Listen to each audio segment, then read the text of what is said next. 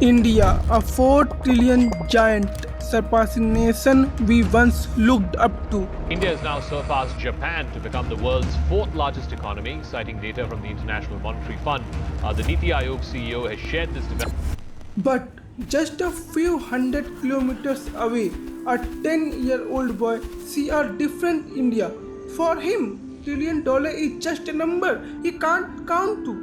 He cannot eat 2 times meal. He cannot attend the school because his family needs his hands to earn, not to learn. आज हम 4 trillion की economy होने वाले हैं, पर is it true on the ground? Let me tell you the answer. Is it no, no, no. हम जब India की इकोनॉमी 4 ट्रिलियन सुनते हैं तो हमें लगता है कि यहाँ पर सब करोड़पति हैं, लेकिन रियलिटी तो ये है कि इंडिया की पर कैपिटा सिर्फ $2711 है और कहीं पर तो ये भी नहीं, वहाँ पे इतनी गरीबी है कि पूछिए ही। और असलियत तो ये है, जहाँ हम 4 ट्रिलियन इकोनॉमी का सेलिब्रेशन करेंगे वहीं पे देश के 75% लोग हेल्दी फूड नहीं अफोर्ड कर सकते। पर हम 4 ट्रिलियन की इकोनॉमी होकर भी दूसरे डेवलप्ड देशों की तरह क्यों नहीं हो पा रहे हैं? After complete analysis of Indian economy, there are only 3 reason which are responsible for this. Let me tell you first,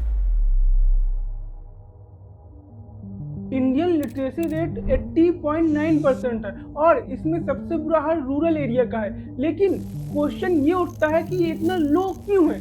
इसके 2 मेन रीजन है। फर्स्ट, इंडिया में 50% से भी ज़्यादा लोग लोअर मिडिल क्लास में आते हैं और इतनी गरीबी है कि लड़के यहाँ पे काम करते हैं और पुअर्टी की वजह से वे एजुकेशन नहीं पा पाते, जबकि अपनी फैमिली को हेल्प करने के लिए खेतों में काम करते हैं और चाइल्ड लेबर जैसी एक्टिविटीज़ में इंगेज होते हैं, जिससे उनका फ्यूचर बर्बाद हो जाता है।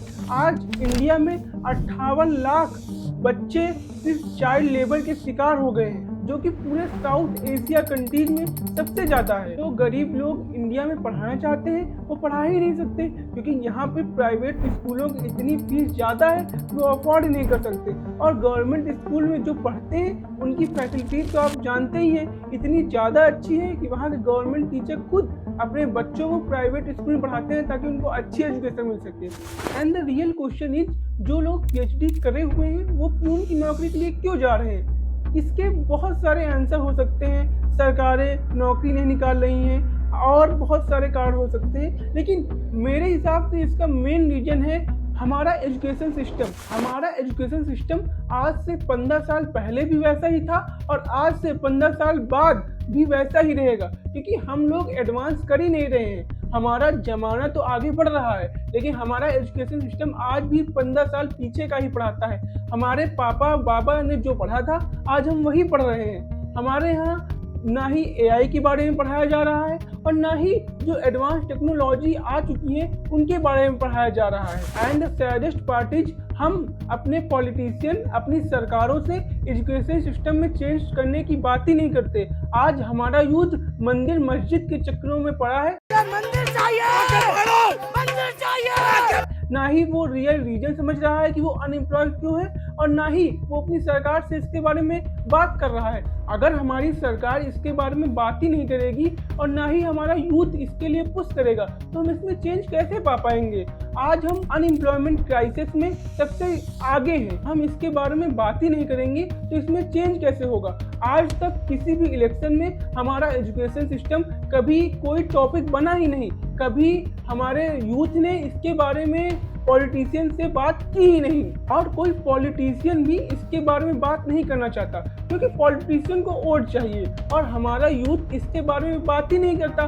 तो वो इस टॉपिक को क्यों उठाएं? क्योंकि हम तो उन्हें वोट उस कारण देंगे कि वो वहाँ मंदिर बनवाएंगे कि नहीं बनवाएंगे। रूलिंग पार्टी की तो बात ही छोड़िए, आज हमारा अपोजिशन इस चेंज की बात नहीं करता और वो अलग अलग टॉपिकों में भिड़ा रहता है जिसका कोई सेंस नहीं बनता। रिपोर्ट के अनुसार हमारा इंडिया आज अनएम्प्लॉयमेंट क्राइसिस से जूझ रहा है, जहाँ पे जो ग्रेजुएट है उन्हें जॉब नहीं मिल रही है और उनकी स्किल इंडस्ट्री लेवल से मैच ही नहीं करती है। And the second reason is,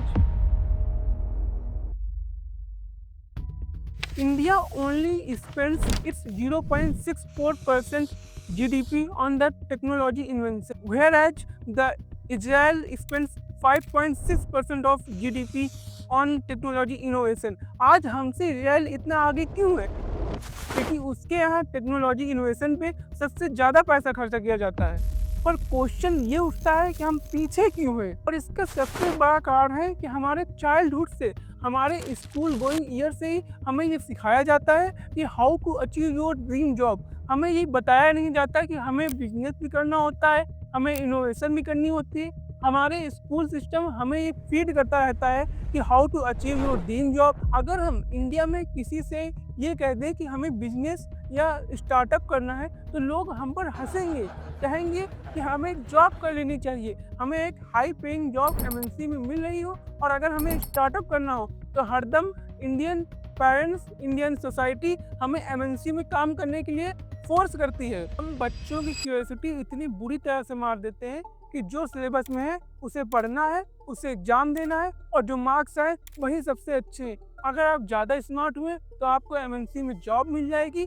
आज हमारे यूथ 90% आईआईटी की तैयारी इसलिए करता है क्योंकि उसे एमएनसी में जॉब चाहिए, ना ही उसे टेक्नोलॉजी में आगे बढ़ना है, और ना ही अपने देश का नाम टेक्नोलॉजी इनोवेशन में आगे बढ़ाना है। तो जो करना चाहते हैं उन्हें गवर्नमेंट पॉलिसीज से इतना ज़्यादा पुशबैक मिलता है, वो कर नहीं पाते, क्योंकि हमारे यहाँ मेड इन इंडिया और स्टार्टअप इनिशिएटिव सिर्फ एक स्कीम की तरह है जिसमें 99% आइडिया है और 1% एजुकेशन है। अगर एक बिगनर एंटरप्रेन्योर को अपने किसी बिजनेस वर्क के लिए कोई अप्रूवल लेना पड़ जाए तो हमारे यहाँ वो सिर्फ लाइनों में लगा रहेगा, और हमारे अधिकारी उससे जब तक ब्राइब नहीं ले लेंगे तब तक वो आगे उसका काम ही नहीं करेंगे। अधिकारी की जेब में अगर वो 500 का नोट ना रखे तो उसका कभी काम आगे बढ़ ही नहीं पाएगा। इसका दूसरा सबसे बड़ा कारण है कि हमारे यहाँ इतनी कॉम्प्लेक्स टैक्स सिस्टम है कि किसी को समझने के लिए इसे 1-2 साल लग जाए। गवर्नमेंट सिर्फ पॉलिसी में सुधार कर सकती है, लेकिन as a society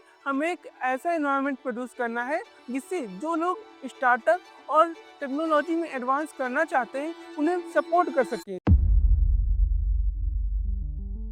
according to world inequality report 2022, India के टॉप 1% इंडिया की 40% जीडीपी को होल्ड करते हैं, वहीं बॉटम 50% सिर्फ इंडिया के 3% जीडीपी को होल्ड करती है। On the basis of earning, top 10% earn 57% of national income of India. अगर आप डाटा देखेंगे तो इंडिया में इनइक्वालिटी बढ़ती ही चली जा रही है। जहां अमीर पैसे छाप रहा है वहीं गरीब को 2 रोटी भी नसीब नहीं हो रही है। इसका सबसे बड़ा रीजन क्या है? इसका सबसे बड़ा रीजन पॉपुलेशन है। जो लोगों के पास पैसा होता है वो फैमिली प्लानिंग करते हैं और उतने ही बच्चे करते हैं जिनको वो रिसोर्सेज प्रोवाइड कर सके। वहीं जिन लोगों के पास पैसा नहीं होता वो दर्जनों में पैदा कर देते हैं और उन्हें वो उतनी सबसे नहीं प्रोवाइड कर पाते हैं, जिससे वो भी पॉवर्टी की ब्लैक होल में गिर जाते हैं, वो भी निकल नहीं पाते हैं। दूसरा सबसे बड़ा कारण है गवर्नमेंट पॉलिसीज।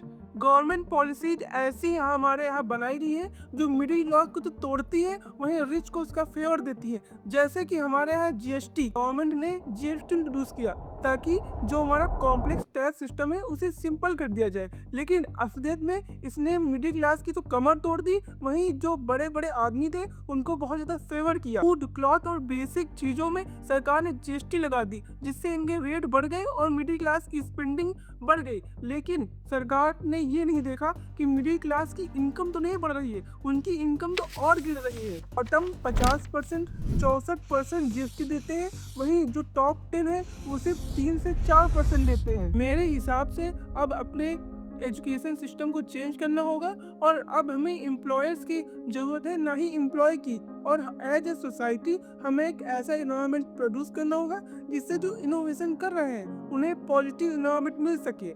इंडिया में 100 करोड़ से भी ज़्यादा लोग 2 टाइम का खाना भी नसीब नहीं कर सकते। इसीलिए मेरी एक रिक्वेस्ट है, अगर आप किसी भूखे आदमी को खाना खिला सके तो जरूर कीजिए, इससे उसका भी फायदा होगा और आपको भी पुण्य मिलेगा। Thank you for watching this video. Have a great day and जय हिंद।